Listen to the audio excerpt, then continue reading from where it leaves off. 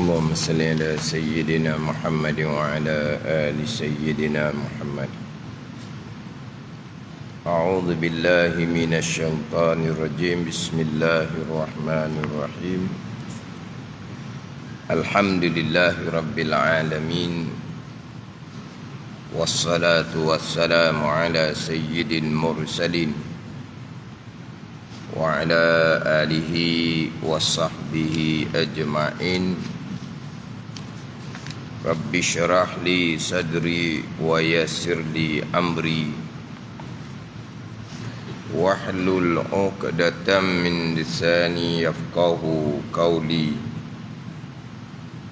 سبحانك لا علم لنا إلا ما علمتنا إنك أنت العليم الحكيم.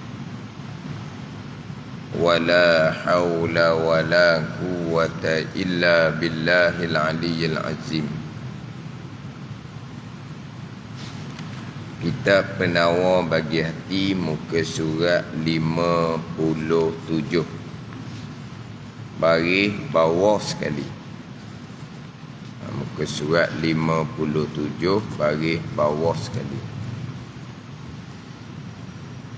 Qala al-muallifu rahimahullahu ta'ala wa nafa'ana bi'ulumihi amin. Dan sabda Rasulullah sallallahu alaihi wasallam,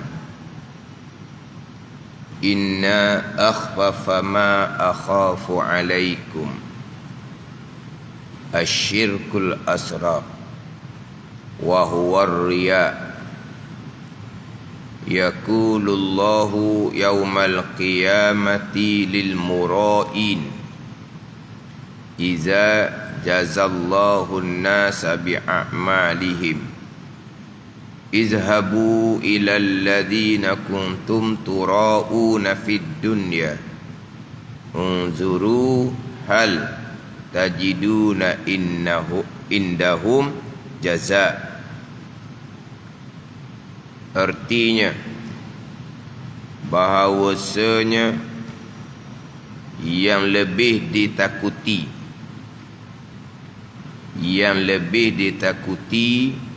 daripada segala barang yang aku takut, yang lebih ditakuti daripada segala barang yang aku, yakni Nabi sallallahu alaihi wasallam, takut akan kamu.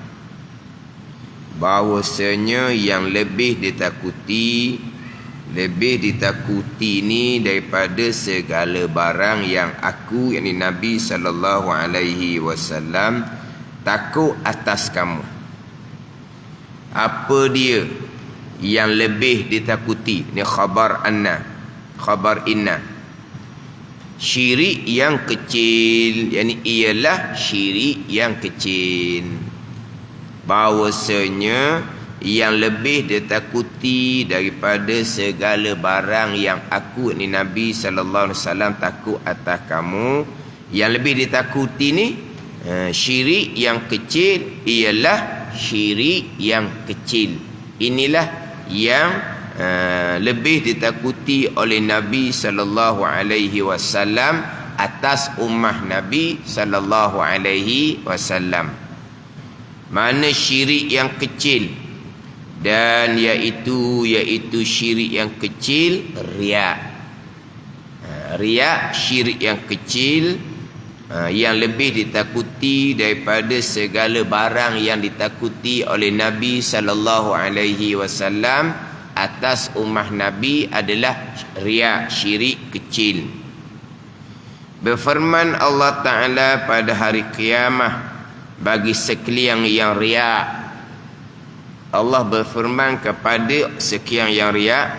Bila Allah berfirman ni, apabila membalas Allah Ta'ala akan manusia dengan segala amal mereka itu. Nabi beritahu Allah Ta'ala akan berfirman kepada orang yang riya, Allah berfirman ni apabila membalas Allah Ta'ala akan manusia dengan segala amal mereka itu, dengan segala amal manusia. Apakah firman Allah? Ini firman Allah. Pergi oleh kamu. Ini firman Allah. Izhabu. Ini firman Allah kepada orang yang riak apabila membalas oleh Allah Ta'ala akan manusia dengan segala amal mereka itu. Allah pun kata, Allah pun berfirman, pergi oleh kamu kepada mereka yang ada kamu mengerjakan ibadah kerana mereka itu di dalam dunia. Wa ibadah ni kerana siapa? Pergi cari orang tu. Wa ibadah kerana siapa? Pergi cari orang tu.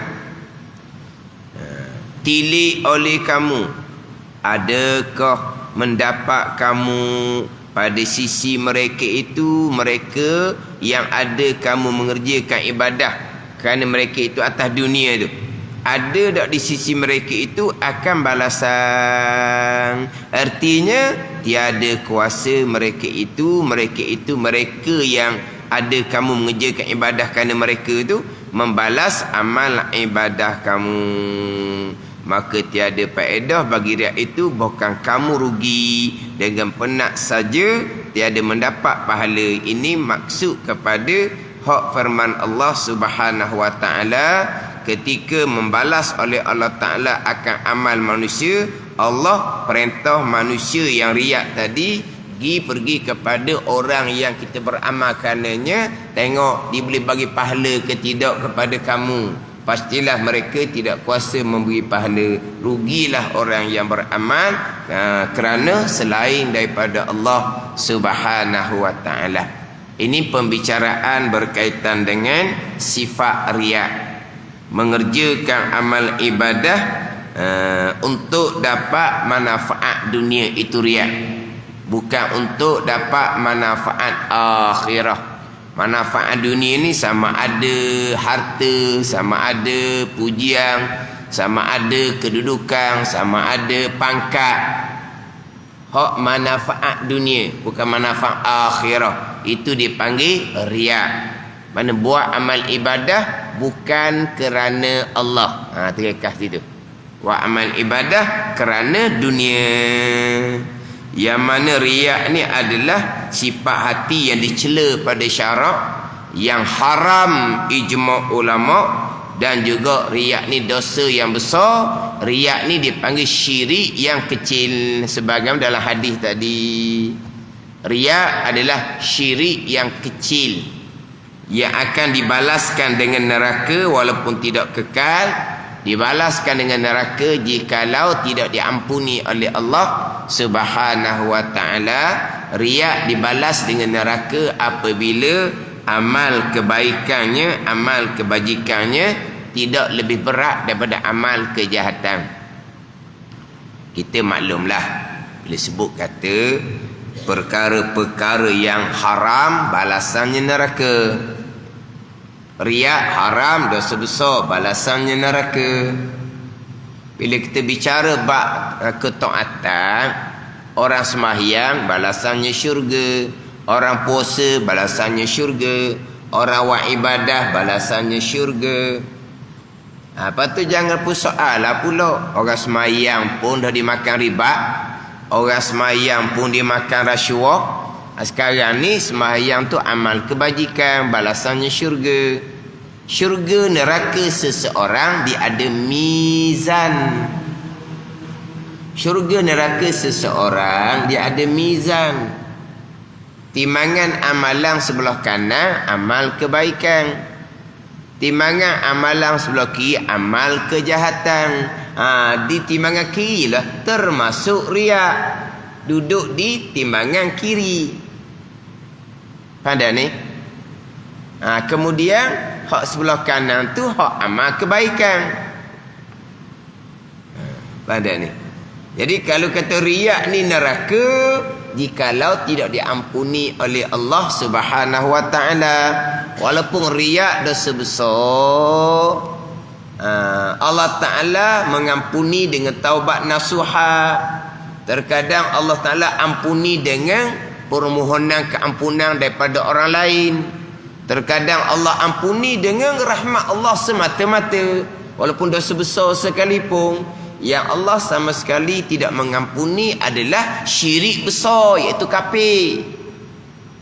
Ini syirik kecil, riak, dosa besar. Tapi Allah ampuni yang pertama dengan taubat yang nasuha. Yang kedua dengan doa-doa orang kepada kita. Orang-orang yang soleh sentiasa berdoa keampunan kepada sekalian muslimin, muslimat, mukminin, mukminat, hak hidup ke hak mati dah ke. Pada ni. Kemudian Allah Ta'ala boleh mengampuni dosa besar tanpa taubat nasuha, tanpa doa kepada orang lain, dengan semata-mata rahmat Allah Subhanahu Wa Ta'ala, selagi bukan dosa mensyirikkan Allah, syirik besar iaitu kafir. Jadi maknanya pada masa timbang tu, akhirlah masa timbang, maknanya terkadang kita cerita perkara-perkara kejahatan ni kena cerita kerah, kena cerita kerah. Riak, dosa besar, syirik kecil, neraka, kena kerah. Tapi kerah dok kerah pun kita kena imbang. Takut-takutlah, tapi kena imbang harap. Kena imbang dengan harap. Faham tak ni? Dua tu kena seimbang lah cerita. Hak cerita harapannya macam mana? Dosa kita banyak, dosa batinnya banyak, dosa riak, dosa ujub, dosa takabur. Kemudian amal kita pula amal yang tidak bermutu mana, banyak kekurangan. Tapi mudah-mudahan kita ni orang yang beriman, mati dalam keadaan iman kita selamat. Itu semua di bawah perlindungan Allah Subhanahu Wa Ta'ala. Bila mati iman selamat, pahala akan sentiasa berpanjangan sampai kepada kita. Pahala kebajikan anak cucu kita, pahala daripada sedekah jariah kita pada masa hidup. Janji kita mati dalam iman, iman kita selamat pada masa kita mati, dilindungi oleh Allah Subhanahu Wa Ta'ala. Jadi masa pada mati saja, amal kejahatan tak ada dah. Dosa riak, ujub, takabur tak ada dah. Yang duduk tambah amal kebajikan. Anak cucu ramai mana semayang, anak cucu ramai mana puasa yang buat kebajikan. Kita pun ada sedekah jariah, pahala. Mudah-mudahan masa timbang berat sebelah kebaikan, syurgalah. Tapi syaratnya iman. Kemudian syarat anak cucu kita tu berpahala, syarat mereka pun iman. Syarat kita berkekalan dapat pahala iman. Syarat anak cucu berpahala, bila anak cucu kita buat amal berpahala, kita automatik pun berpahala. Tiap-tiap pahala yang dicatat pada anak cucu kita, automatik dicatat pada kita ibu bapa, tok nenek. Amal anak cucu mana yang berpahala? Amal cucu yang ada iman. Itu hak asas dia. Jadi bicara seumpama tu, bicara bab pahala. Masa mizan, masa timbang, mudah-mudahan berat sebelah kebaikan. Sebelah kejahatan ni ada dosa riya, ada dosa ujub, ada dosa takabur.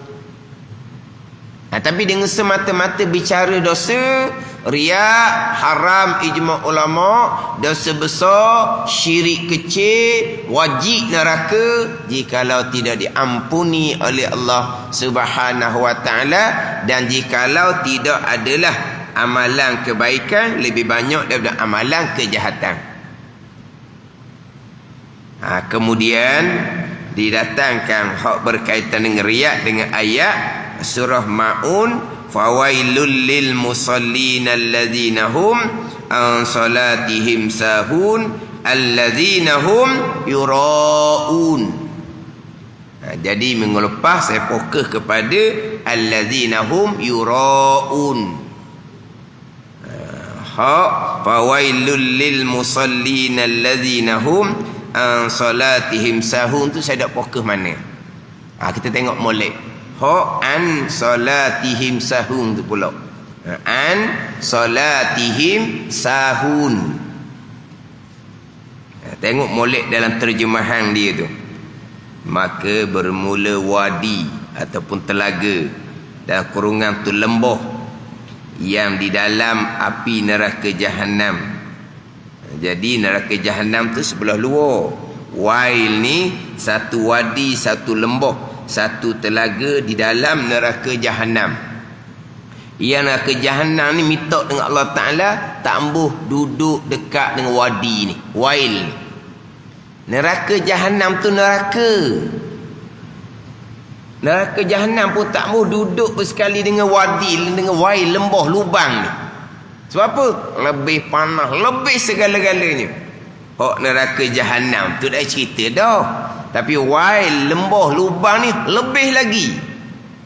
Sehingga kan neraka Jahannam minta dengan Allah Ta'ala tak ambuh duduk dekat Wail ni. Neraka Jahannam tu tempat seksaan orang yang beriman yang banyak dosa. Masa timbang amalan berat sebelah kejahatan, maka masuk dalam neraka Jahannam. Masuk dalam neraka Jahannam. Hak Wail ni wadi, lembah, telaga, lubang dalam neraka Jahannam. Bagi sekalian yang sembahyang yang lalai oleh mereka itu, daripada sembahyang mereka itu. Dan ni tafsir pada lalai ni. Dan mengeluar mereka itu dia akan sembahyang daripada waktunya. Ayat an salatihim sahun. Terjemahan dia yang sembahyang yang lalai oleh mereka itu daripada sembahyang mereka itu, setakat tu je. Dan ni tafsir bagi lalai. Dan mengeluarkan mereka itu ni tafsir bagi lalai. Apa makna lalai? Tak khusyuk ke? Apa tengok balik makna lalai? Dan mengeluar mereka itu yang sembahyang dia akan sembahyang daripada waktunya. Mana apa? Dok sembahyang. Tapi kenapa kata lil musallin? Bagi orang yang sembahyang. Walaha mereka tak sembahyang. Dipanggil lil musallin kerana mereka wajib sembahyang. Letak situ pula. Saya mengaji ni ada dua dakwat. Satunya dakwat biru, satunya dakwat hitam. Ada dua dakwat. Satunya saya mengaji dengan almarhum Baba Najmuddin Kerandang. Satunya Tuan Guru Baba Ismail Sepanjang. Ni saya nak ajar ni, saya ambil daripada Tok Guru. Tu je. Lepas tu macam mana orang nak kata apa tu atas masing-masing. Atas hati masing-masing. Ilmu mudah je nak faham apa-apa. Tapi walaupun ilmu mudah nak faham apa-apa, tapi hati tu kalau ada masalah, hati tu kalau ada penyakit, dia takkan dia terlekat di hati tu. Tu bab lain. Tu hati masing-masing dengan Allah Subhanahu Wa Taala. Sekarang ni kita ambil ayat kitab Panah Bagi Hati dan ambil pula saya mengaji dengan almarhum Baba Najmuddin Kerandang dan juga Baba Ismail Sepanjang. Huraian hak catatan ni. Hak kitab lah. Hak kitab kita boleh faham dah. Dan mengeluarkan mereka itu yang sembahyang. Dia akan sembahyang daripada waktunya. Mengeluarkan daripada waktu. Dengan mana apa? Lalai dia sampakah habis waktu. Dia tak sembahyang. An salatim sahun aitarikuna laha. Itu dalam tafsir Al-Quran gitulah. Saya ada ni beberapa tafsir ni fotostick hak kitab tafsir. Sebab mula-mula dahulu pembicaraan ayat ni macam-macam timbul. Jadi saya pun bagi fotostick. Antaranya Tanwirul Mikbas Tafsir Ibn Abbas radhiyallahu anhuma, antaranya tafsir Ibnu Katsir, antara tafsir Jamal, antaranya Hasyiah Sawi, tafsir Jalalain. Saya sebut ustaz, saya bagi lepas tu kitab Zawajir, cerita bab kabair, dosa-dosa yang besar. Kitab Zawajir satu, kitab kabair satu. Ni berkaitan dengan dosa-dosa yang besar. Saya pun tahu stik, bagi benda dulu. Tapi masa saya mengaji dengan almarhum Baba Najmuddin Kerandang, memang Tok Guru biasa sebut ayat ni. An salatihim sahun. Kemudian Tok Guru biasa sebut hak kata-kata Atta' bin Dinar, hak di dalam kitab tafsir Ibnu Katsir. Alhamdulillahillazi qala an salatim sahun walam yakul fi salatim sahun. Ini ada dalam kitab tafsir Ibnu Katsir. Kemudian makna dia, segala puji bagi Allah yang berfirman an salatim sahun dan tidak berfirman fi salatim sahun. Kalau Allah tak berfirman fawailul lil musallin allazina hum fi salatim sahun, neraka wil bagi orang yang lalai fi dalam sembahyang.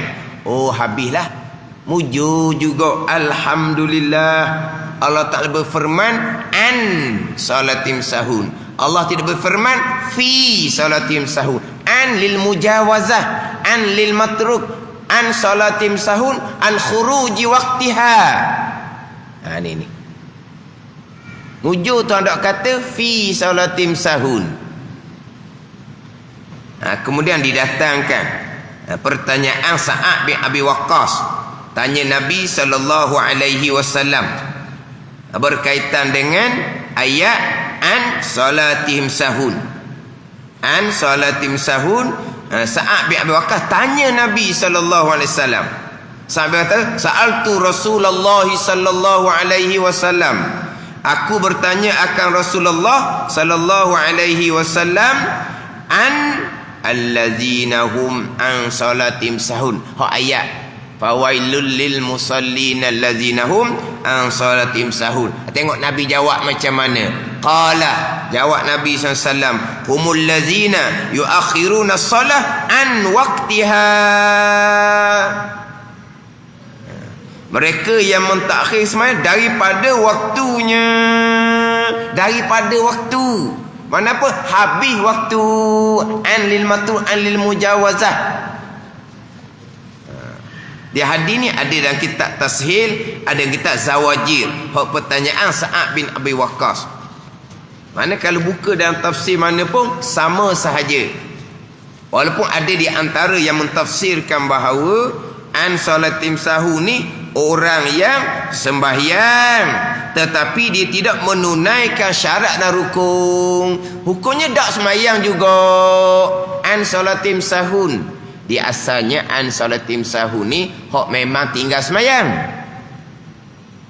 tapi termasuk juga mereka yang sembahyang tetapi mereka tidak menunaikan dia punya syahadat dan rukun. Jadi hukumnya tak sembahyang juga. Sama je lah. Pandai ni. Hak tu hak dalam kitab-kitab tafsir. Kita tengok dalam kitab kita ni. Dalam kitab Wisyahul Afrah, dalam kitab Wisyahul Afrah ada ayat fawailul lil musallin allazina hum an salatim sahun sebagai dalil orang yang meninggalkan sembahyang yang dilaknat oleh Allah Subhanahu wa taala. Bicara dalam tu panjang. Sebab dalam kitab Wisyahul Afrah, selepas Habib bicara bab Islam dan iman, Habib bicara berkaitan dengan Allah dan Rasul, dia bicara bab tauhid di awal. Dia sebelum masuk bab taharah dalam kitab Wisyah, dia ada satu tajuk. Tajuk Zajiri Tarikis Salah. Bab pada menakutkan orang yang meninggalkan sembahyang. Dia panjang. 4-5 buku surat. Dan termasuk ayat berkaitan orang meninggalkan sembahyang, fawailul lil musallin allazina hum an salatim sahun. Ayat tu, ayat dalil orang tinggal sembahyang.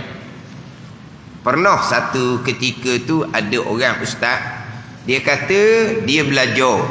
Dia kata dia belajar an salatihim sahun tu orang yang bukan orang tinggal sembahyang, dia kata. Bukan orang tinggal sembahyang, tapi orang yang lala dalam sembahyang. Dia belajar kitab apa? Dia kata belajar kitab kabair. Belajar kitab dosa-dosa yang besar. Kabair, dosa-dosa yang besar. Tak apalah kata, kita tengok dalam kitab kabair tu. Lepas tu tengok dalam kitab kabair, hak dosa-dosa yang besar. Hak ayat fawailul lil musallin allazina hum an salatim sahun. Lalai am tu diterjemuh tulis bawah tu dalam. Catatan ayat daripada ditulis makna dalam. Kata warna pula. Ayat tu cerita daripada tulisan. Tulisan. Ditunjuk kitab dia lah. Pasal tak mengaji kitab kabair. Dia mengaji kitab kabair, kitab dosa besar. Saya tak mengaji, dia pun tunjuk kitab dia. Tengok kitab dia, an salatim sahung tu lalai dalam sembahyang. Tak ada orang mengajar an tu dengan makna dalam, an tu daripada. Tak apalah, dobit tu salah dah. Lepas tu mudah. Ni saya ada foto stick hak kitab kabair. Ada catatan hak yang mengaji ni. Kitab kabair ni, ayat ni di bawah tajuk al-kabiratur rabi'ah. Dosa-dosa besar yang keempat. Apa dia? Fi tarkis salah, pada meninggalkan sembahyang. Tengok tajuk. Dosa besar yang keempat pada meninggalkan sembahyang. Tajuk apa tu? Tajuk meninggalkan sembahyang. Dalilnya an salatim sahun. Makna tu ayat meninggalkan sembahyang lah. Hak ditulis tu tak cara dah lah. Sebab lalai dalam sembahyang ditulis. Tak cara dah. Tengok tajuk apa? Dosa besar tajuk apa? Al-kabiratur rabi'ah fi tarkis salah. Dosa besar yang keempat pada meninggalkan sembahyang. Jadi an salatim sahun ni hak meninggalkan sembahyang lah. Tapi senang. Orang ni orang hati baik. Dia mudah je terima sebab kitab dia. Dia pun tanya dengan baik. Saya cerita dengan baik.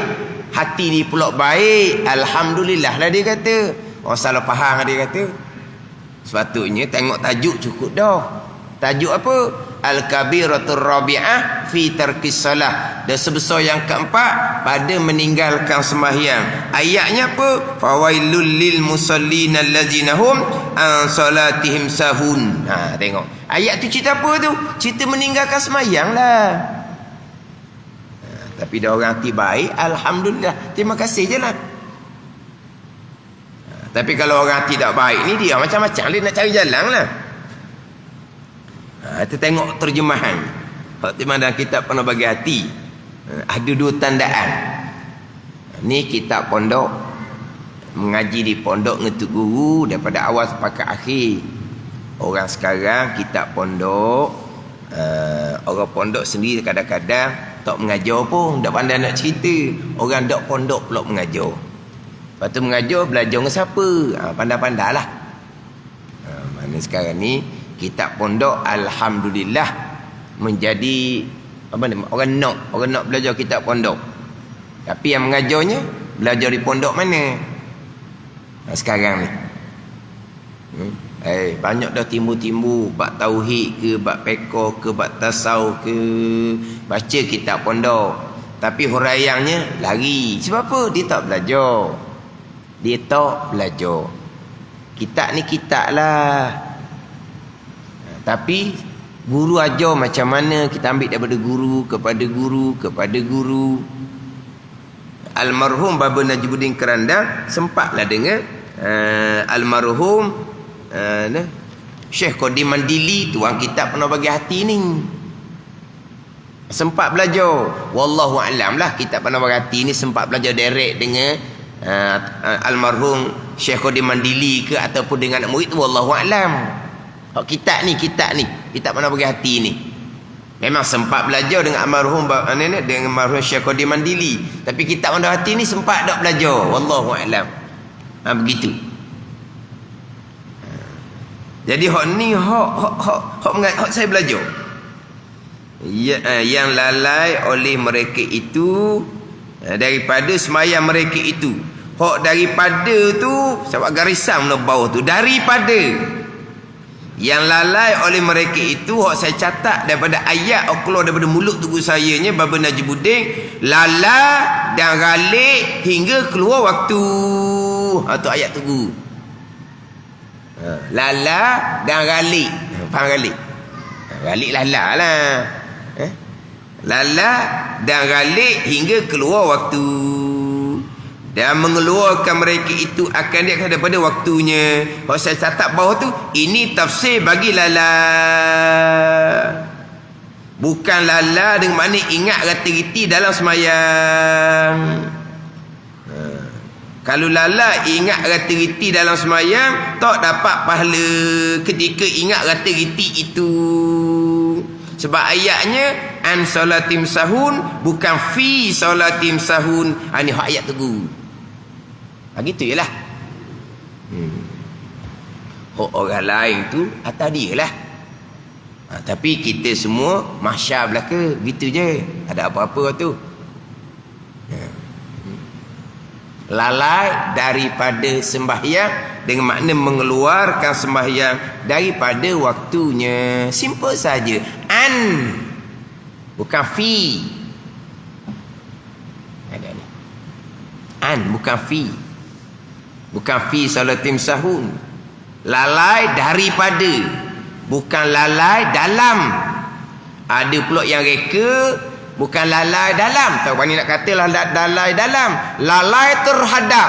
Lalai terhadap terjemah ambil mana pula? Ini masalah belaka lah ni. Masalah orang hati keras, orang sombong, tak terima kebenaran. Tu je masalah. Lalai daripada, bukan lalai dalam, bukan fi.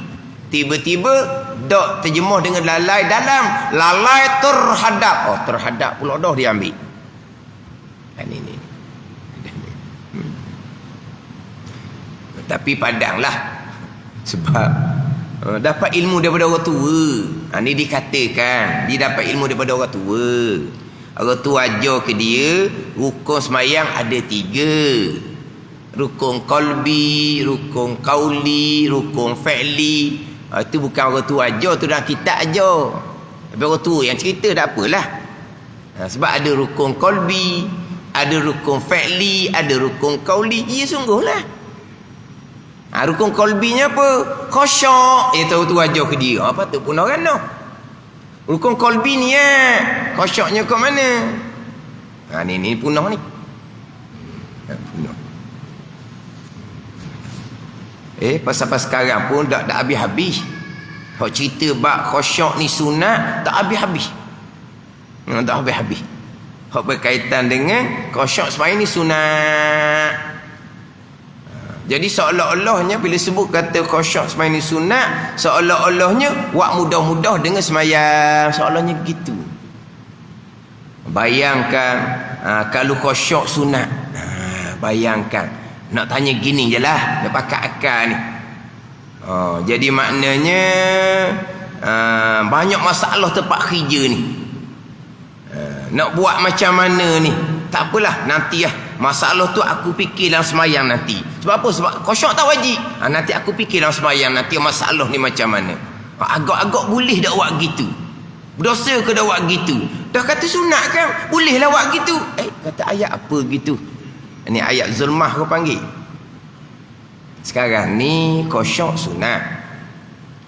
Dolah khusyuk sunat tu, kalau nak kata khusyuk sunat, ikut pandai dia lah. Ikut pandai dia siapa? Sebab orang yang sama pernah menyebut, kata Imam Nawawi, ijma' ulama khusyuknya sunat. Jadi ikut kata ikut pandai dia lah tu siapa? Imam Nawawi kata ijma' ulama khusyuk tu sunat. Dalam kitab Munyatul Musalli, di awal bicara Munyatul Musalli tekan bab khusyuk. Di pembicaraan khusyuk di dalam tu satu muka surat lebih Syekh Daud Al-Fatani menekan berkaitan dengan kepentingan khusyuk. Satu muka surat lebih. Syekh Daud Al-Fatani ni maklumlah dengan kitab tauhidnya, dengan kitab fiqhnya, fiqh Munyatul Musalli, fiqh Burhatutullah, fiqh Sulam Muqtadi, dengan tasawufnya, dengan tasawuf haqiqahnya. Ni Syekh Daud Al-Fatani. Di awal kitab Munyatul Musalli tekan bab kepentingan khusyuk. Dan di dalam tu satu muka surat lebih Syekh Daud Al-Fatani dalam kitab Munyatul Musalli tekan berkaitan kepentingan khusyuk. Tapi di permulaannya khusyuk adalah sebahagian setengah daripada perkara yang sunat dalam sembahyang. Jadi ikut pandai dia tu siapa? Kata Imam Nawawi, ijma' ulama mengatakan khusyuk tu sunat. Pakai ginilah pula, dah nak kata sunat. Nak tanya pakai akal ni. Aku nak selesai masalah dalam semayang nanti. Dah banyak masalah ni. Masa semayang baru nak mikir. Boleh ke buat gitu? Dosa ke dak buat gitu? Kalau kata sunat, bolehlah buat gitu. Tak salah lah. Agak boleh ke? Tanyalah naluri kita. Pelik jadi pertanyaan tu. Ni pelik. Ni pelik lah, panggil masalah hati. Jadi apabila sebut kata sunat, nanti ada masalah. Nak semayang nanti, kita mikir masalah tu. Bolehlah dia kata sunat. Apa sebenarnya?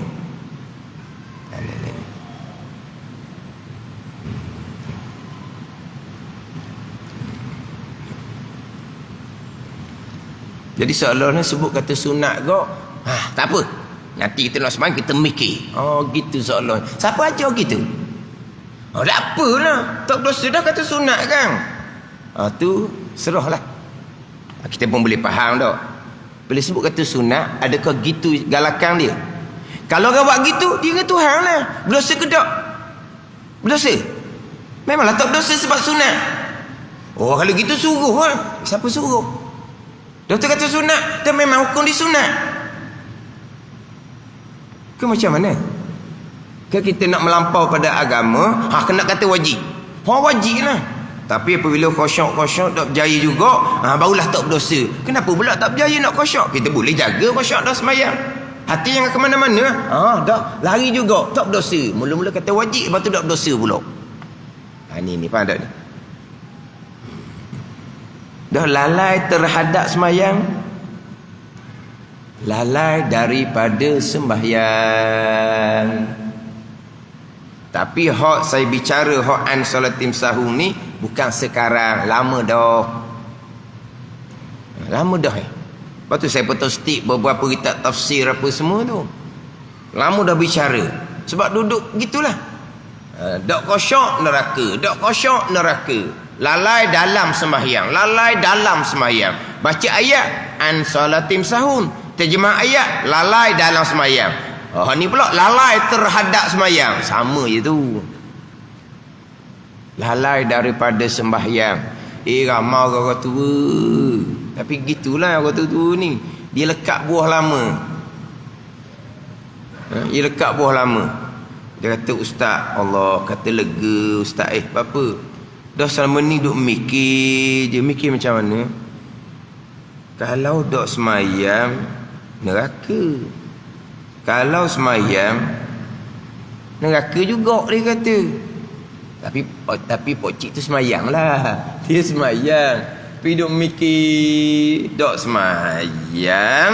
Neraka lah duk semayang kok. Semayang lah. Semayang neraka juga. Apa? Dah khusyuk, mujur juga. Jadi dok khusyuk tu dak masuk neraka. Bila tanya-tanya balik, dah pocik khusyuk tu wajib ke dalam sembahyang? Wajib untuk dapat pahala yang lebih. Sebab pahala sembahyang bergantung kepada khusyuk kita setara mana. Kalau khusyuk kita sebenarnya, pahala sembahyang sepenuhnya. Kalau khusyuknya 1/2, pahala sembahyang 1/2.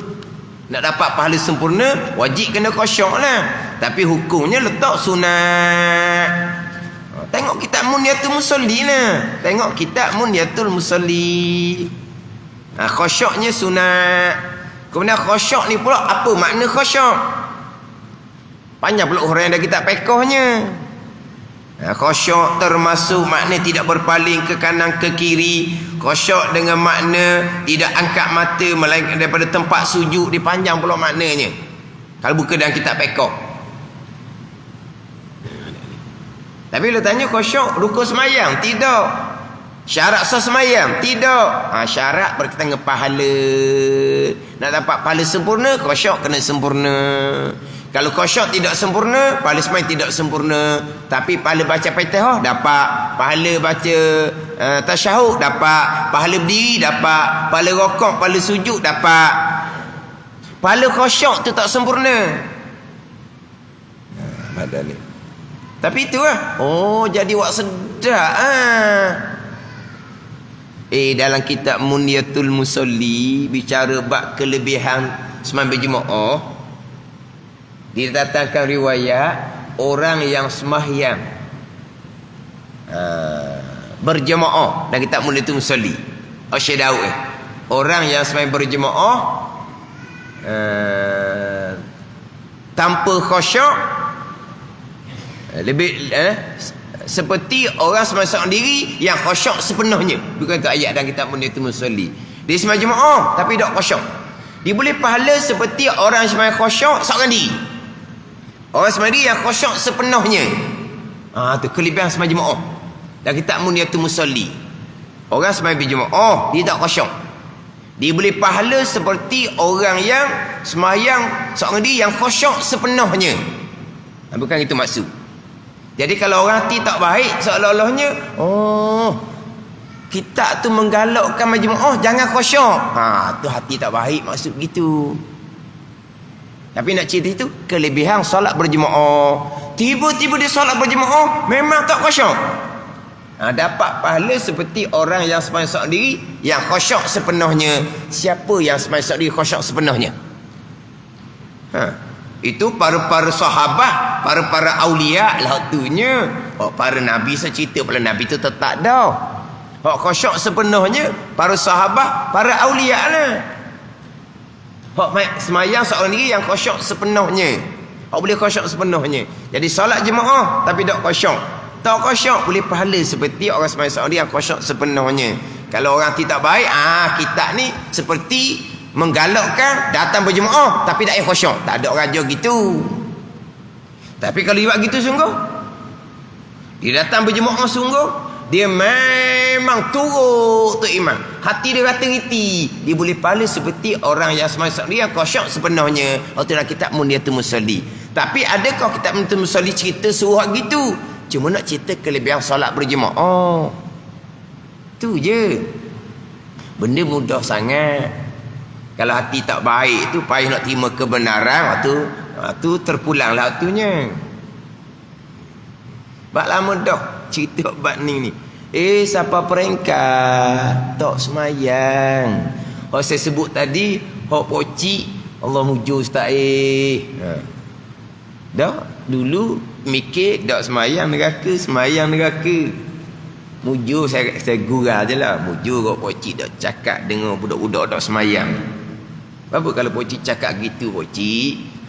Budak tu kata mana? Haji semayang khusyuk ke dak? Tak apalah Haji, saya dak semayang pun. Saya neraka, Haji neraka juga. Kita berkawan nanti Ji. Saya kata ke pocik tu lah. Kalau pocik cakap gitu depan budak-budak muda dak semayang, dah kalau dak semayang neraka. Kalau semayang dak khusyuk neraka. Dah jaga khusyuk pocik dah takut neraka. Sebut neraka budak khusyuk juga dia kata. Dah gitulah. Hati tu orang lemah. Tapi neraka lah walaupun semayang. Dia kata pocik-pocik ni, sebab pocik dah cakap dengan budak-budak semayang tu. Budak-budak semayang tu nanti dia main je ke pocik. Pocik balik masjid. Ji, kejap ji. Keseguran pocik tu kan. Kerana ji, kau syak tau. Allah awang gitulah pocik ni. Neraka pocik Kita neraka badak semayang pocik. Tak apa pocik, tak apa. Kita kawan nanti dalam neraka. Rona kamu. Dia suka pula pocik tu. Tapi lama maju pula. Ustaz kosyak. Tak kosyak. Memang tak neraka. Sunat. Rugilah kitanya semayang kita tak sempurna. Tapi tak neraka. Kosyak, sunat, nerakanya kot mana? Lama-lama dia tanya pula. Lama-lama hilang.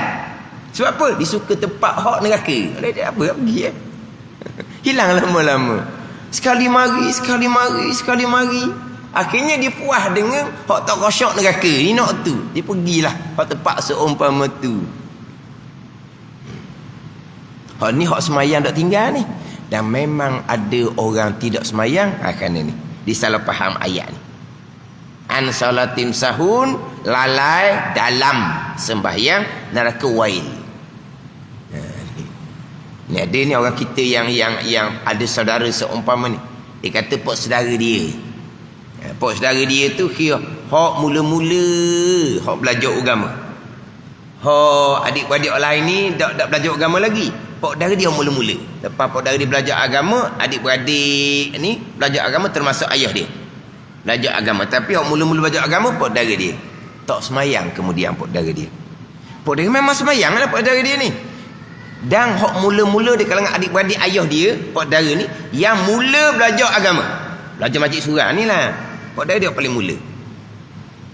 Ayah dia belajar kemudian. Orang ni hak mula. Akhirnya pok saudara tak semayang. Kalau nak dari rumah ditanya, mayang kau syak tak? Tak pakcik. Neraka kot mu semayang pun. Tengok. Ada ni. Tak semayang. Tak apa? Kalau semayang pun neraka kot. Siapa tu nak salah pengajian ni. An salatihim sahun, lalai dalam sembahyang, bukan lalai daripada. Tu berat tu. Dah kata ada ulama kata wajib kosyak, termasuk pandangan satu qaul satu pandangan daripada Imam Rafi'i. Mujtahid tarjih dalam mazhab Syafi'i. Ada kosyak wajib. Tak kosyak batal sembahyang. Apa maksud dia di situ? Kena mengaji pula tu. Tak kosyak dengan bahawa mula takbir sampai ke salam sikit pun tak ingat ke sembahyang. Maka batal. Ada ke gitu? Kita ingat lepas Fatihah nak rokok, ingatlah tu. Lepas rokok nak i'tidal. Kita ingat. Khoyab jalan gitu je. Rakaat berapa tak tahu lah. Hak tu Imam Rafi'i kata tak sah sembahyang. Itu satu kaul saja. Maknanya daripada mula sembahyang sampai ke sudah tak ada langsung. Kosong. Tak ada. Tertib sembahyang pun dipakai berjalan je. Mana sabah lah tunya. Itu pun satu kaul saja. Satu pandangan saja. Imam Nawawi mengatakan ijma' ulama kosyak sunat. Bukan dah kitab Sulam Sibian. Kita Jawi. Sulam Sibian karangan ulama Kedah.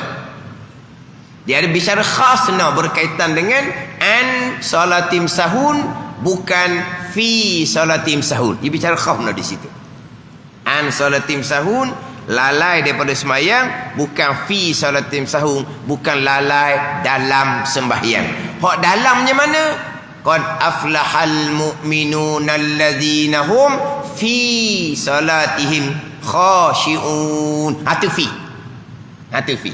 Qad aflahal mu'minuna allazina hum. Sesungguhnya berjayalah orang mukmin yang allazina hum fi salatihim khashi'un. Berjayalah orang mukmin. Qad aflahal mu'minuna allazina hum fi salatihim khashi'un. Itu fi.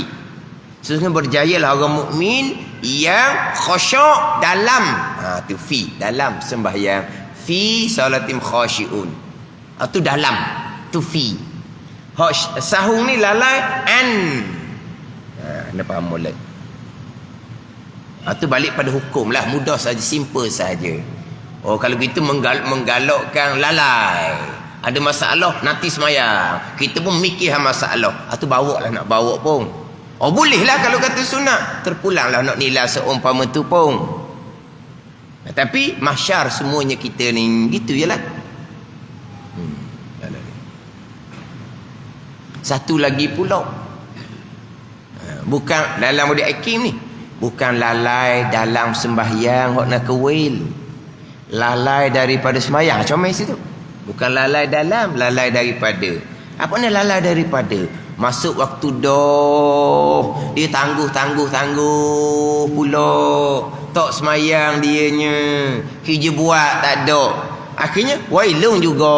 Oh, dia pergi situ pula. An salatim sahun, lalai daripada sembahyang bukan maknanya lalai dalam sembahyang. Macam mana dah situnya? Apa maknanya lalai daripada sembahyang? Dia menangguhkan sembahyang. Pula dia ke situ. Ini biasa ni. Bukan kata meninggalkan sembahyang dosa besar. Melewatkan sembahyang pun dosa dak. Ada ni. Hukum cukup jelas dalam kitab fiqh. Afdalul a'mal as-salah fi awwali waqtiha, Nabi kata. Selebih-lebih amal sembahyang awal waktu. Afdalul amal as-salah fi awwali waqtiha, Nabi kata. Afdal sembahyang awal waktu. Maka kitab fiqh pun bicara waktu fadilah. Waktu ikhtiar, waktu jawaz, waktu karahah, waktu tahrim. Dia bicara panjang tu kan. Ada waktu fadilah, ada waktu ikhtiar, ada waktu jawaz. Dia bicara tu. Apa hukum solat awal waktu? Apa hukum solat? Solat wajib bila masuk waktu cukup syarat wajib. Apa hukum solat waktu? Sunat. Ada ni. Dalam mazhab Syafi'i kita sunat solat waktu termasuk solat isyak. Itu mazhab Syafi'i kita. Adapun mazhab Hanafi solat isyak sunat pelewat. Itu mazhab Hanafi. Mazhab Syafi'i kita sunat solat awal waktu. Ada Fatul Mu'in kita ada. Fatul Mu'in kita ada. Sunat takjilus solat, sunat segera solat awal waktu walaupun solat isyak. Solat waktu tu sunat. Melewatkan solat, meninggalkan perkara sunat, rugi. Di semayang tengah waktu harus. Di semayang dilewat dah, makruh. Di penghujung sampai ke belum salam sudah masuk waktu yang lain, haram lewat seumpama tu. Ada letak pula situ. Bila sebut seumpama pula, kena pula sekali lagi. Dia kata Ustaz Wang menggalakkan solat lewat. Saya pun tak kata apalah. Sebab apa? Sebab kata orang solat lewat tak berdosa. Dah tak berdosa lah. Selagi tidak masuk waktu tahrim. Dia ada waktu karahah, dia ada waktu tahrim, waktu haram. Ada waktu makruh. Jadi dia kata pula maknanya menggalakkan solat lewat pula di situ. Tak tahulah. Gitu je lah. Selama-lama dah jadi orang apa? Orang apa? Asam garam. Lama dah perkara ni. Bukan baru pun. Tapi tak apalah. Itu ujian atas dunia. Begitu je. Kalau nak senang lenang, tu ni bukan kerjaan agama lah nak senang lenang. Bila sebut kata solat waktu sunat, melewatkan solat rugi tapi tidak berdosa. Tapi rugilah kerana meninggal perkara sunat. Maka timbul pula cerita menggalakkan solat lewat. Faham tak? Balik pada hukum fiqh lah. Kalau gitu boleh lah solat lewat. Tak apalah walaupun tak ada kerja. Perkara sunat. Kalau kamu malas agak nak kata macam mana? Boleh lah perkara sunat. Nak jawab boleh kan, dia kata pula menggalakkan. Perkara sunat.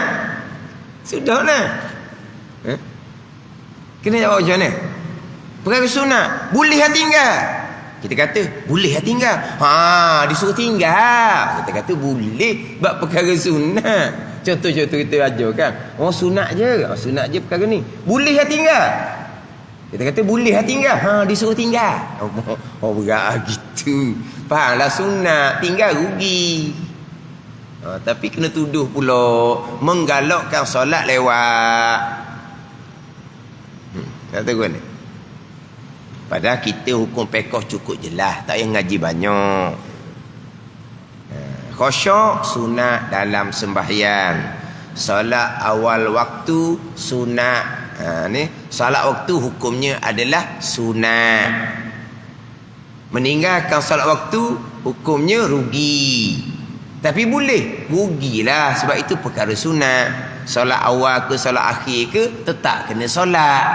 Kalau solat awal boleh pahala solat, boleh pahala awal waktu. Kalau solat lewat boleh pahala solat tapi hilang pahala solat awal waktu. Rugilah. Tapi boleh ke? Tak berdosa ke? Boleh, tak berdosa. Disuruh tu. Pula jangan gitulah. Siang jadinya. Tak ada apa-apanya. Apa-apa, masya-Allah. Gitu je. Tapi lama dah lah. Tapi saya bawa ilmu yang saya belajar dari guru saya. Dan waktu kita maklum dalam kitab-kitab fiqh, kita maklum. Nanti dalam waktu mu'in kita akan bicara perkara-perkara yang disunatkan. Termasuk khusyuk, perkara yang disunatkan. Termasuk tadabbur, perkara yang disunatkan. Ikut dia lah. Ikut kitab Fathul Mu'in ke? Memang kita ikut dia. Ikut kitab Fathul Mu'in. Kita ikut kitab Fathul Mu'in.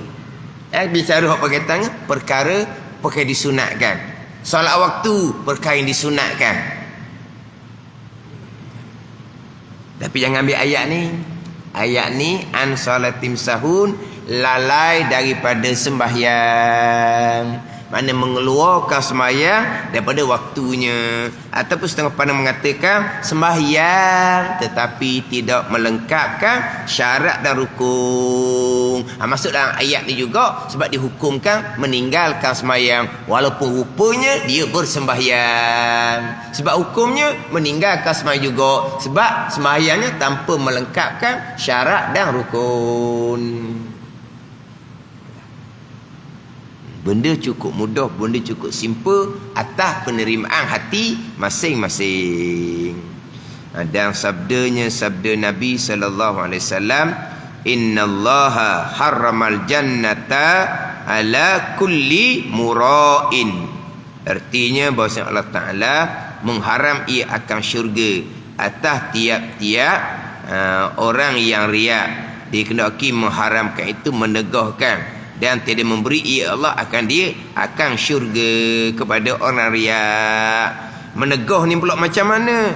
Menegah daripada masuk syurga awal-awal. Sebab apa? Sebab masa timbang berat sebelah kejahatan. Sebab apa? Sebab amalan kebaikannya kurang. Kena gurau situ pula. Sebab yang diharamkan syurga mutlak adalah orang kafir. Itu haram mutlak. Syurga kepada orang kafir. Kalau orang mati dalam iman akan masuk syurga. Man mata wa huwa ya'lamu alla ilaha illallah dakhala jannah. Hadis Muslim. Orang yang mati serta hati dia kejap dengan keimanan la ilaha illallah, dia akan masuk syurga. Ni orang riak ni diharamkan syurga ni. Orang riak dia masih lagi dihukumkan beriman. Kena urap pula hadis ni. Pada ni sebab hadis Muslim, man mata wa huwa ya'lamu alla ilaha illallah dakhala jannah. Orang yang mati serta hati dia kejap dengan iman la ilaha illallah, dia akan masuk syurga. Syurga segera kalau amalan banyak. Syurga kemudian selepas dibakar dalam neraka jahanam kalaulah banyak amalan kejahatan daripada amalan kebaikan. Kena hurah pula. Allah Ta'ala haramkan syurga. Apa maksud dia? Dia haramkan syurga bersama dengan hak peringkat awal-awal. Sebab dia banyak dosa akan dibakar dalam neraka jahanam terlebih dahulu. Wallahu a'lam. Bismillahirrahmanirrahim. Alhamdulillahirabbil alamin. Wassalatu wassalamu ala sayyidil mursalin wa ala alihi wa sahbihi ajma'in. Allahumma ftah alaina futuhal arifin. Allahumma allimna ilma aqdamin wa fahimna famas sabiqin warzuqna ruqat talibin. Allahumma zidna ilma wa alhiqna bis salihin. Wa sallallahu ala sayyidina Muhammad wa ala alihi wa sahbihi wa sallam. Walhamdulillahi rabbil alamin.